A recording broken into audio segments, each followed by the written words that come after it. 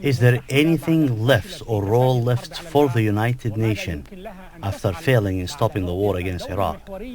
And what the United Nations role will be as a central figure in the restructuring of Iraq? Kofi Annan said we don't have the money during the next stage, but the most importantly, the diminishing of the UN role in the international while Washington is controlling everything.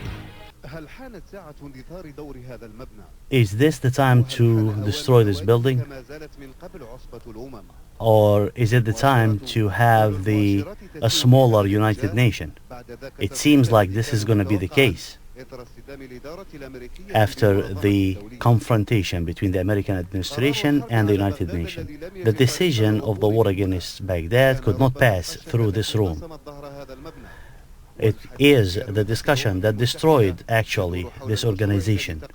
Everyone is talking about the Congress plan and advice that the United States withdraw from the United Nations.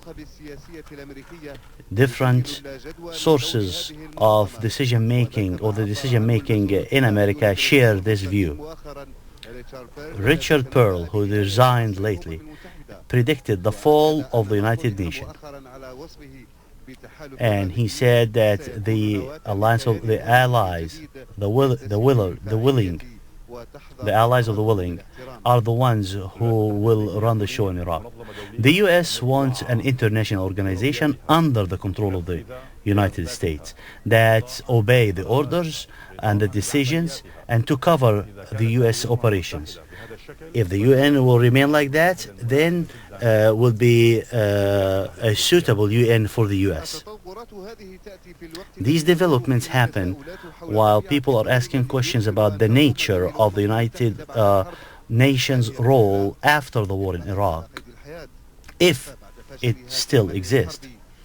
After the failure of the United Nations to stop this war, they are trying to find a role in the rebuilding. The rejecting governments expressed their opinion in a final attempt to stop the single control of the U.S. over the world. In rebuilding, the United Nations is the only authority who have legitimacy to start the rebuilding economically in Iraq. But the analyst agrees that the United Nations lost its existence according to its current condition.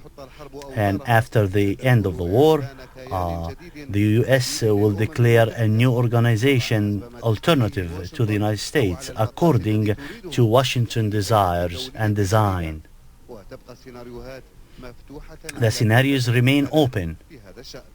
In that regard, the United Nations will be according to the vision of the United States and its allies, and the other countries who are trying now to appease the United States and bring back the cooperation, like France, who welcomed the agreement of the American and British in Belfast, who stated that the UN will have a role after the war in Iraq.